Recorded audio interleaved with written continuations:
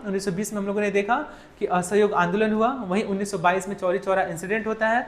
1923 में स्वराज पार्टी की स्थापना करते हैं मोतीलाल नेहरू तथा चित्तरंजन दास मिलकर के। फिर 1925 में काकोरी इंसिडेंट होता है। 1928 में फिर आपका क्या होता है, साइमन कमीशन भारत आ जाता है। 1929 में लाहौर सेशन होता है, लाहौर अधिवेशन होता है, जिसके जो कांग्रेस के जो अध्यक्ष रहते हैं वो पंडित जवाहरलाल नेहरू रहते हैं। वो कहते हैं कि अब हमें डोमिनियन स्टेट्स नहीं चाहिए, अब हमें आज़ाद भारत में पूर्ण स्वराज चाहिए, यानी कि पूरी तरह से हमें आज़ादी चाहिए, इसकी घोषणा करते हैं। और इसी के उपलक्ष्य पर 26 जनवरी 1930 ईस्वी को देश का पहला झंडा जो है वह फहराया जाता है आज़ादी से पहले। 1931 फिर 30 में ही क्या होता है, प्रथम गोलमेज सम्मेलन होता है, first round table conference. Total 3 होता है, 1930 में, 1931 में और 1932 में। इन तीनों ही सम्मेलन में भाग लेने वाले व्यक्ति कौन थे, डॉक्टर बी आर अम्बेडकर। वहीं 1931 यानी कि दूसरे गोलमेज सम्मेलन में केवल भाग लेते हैं महात्मा गांधी। उसके बाद 1932 में 1931 में गांधी इरविन पैक्ट होता है 5 मार्च को। और वहीं 1932 में पूना पैक्ट होता है महात्मा गांधी और डॉक्टर बी आर अम्बेडकर के बीच में। उस समय महात्मा गांधी जेल में रहते हैं। उस जेल का नाम आपसे पूछा जा सकता है, तो यरवदा जेल होता है। पूना पैक्ट इसलिए नाम पड़ता है क्योंकि वो पूना के ही यरवदा जेल में उस समय महात्मा गांधी मौजूद थे। 1935 में गवर्नमेंट ऑफ इंडिया एक्ट आता है। फिर उसके बाद 36-37 में इलेक्शन करवाया जाता है।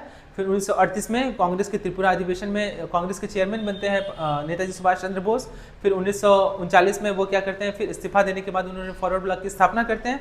1940 में फिर आपका 1940 में फिर अगस्त प्रस्ताव पारित होता है।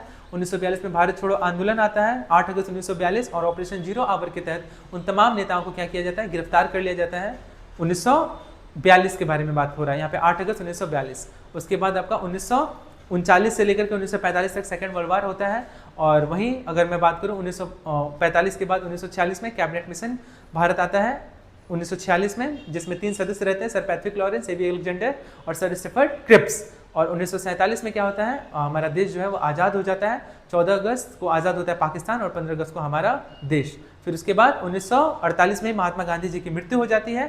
1949 में हमारा संविधान बनकर के रेडी हो जाता है 26 नवंबर 1949 को। यही वजह है कि 26 नवंबर को कॉन्स्टिट्यूशन डे मनाया जाता है। लेकिन इसका इंप्लीमेंट कब किया जाता है, 26 जनवरी 1950 को। तो ये पूरा कालखंड था आपका 1905 से लेकर के 1950 तक का। उम्मीद करते हैं कि आपको हर एक चीज़ अच्छे से समझ में आया होगा, जिसमें मैंने सभी चीज़ों को अच्छे से क्या क्या डिस्कस कर दिया। बाकी जो चीज़ छूटा होगा मैं उसका एक अलग से एक वीडियो बना करके आपको अपलोड कर दूंगा।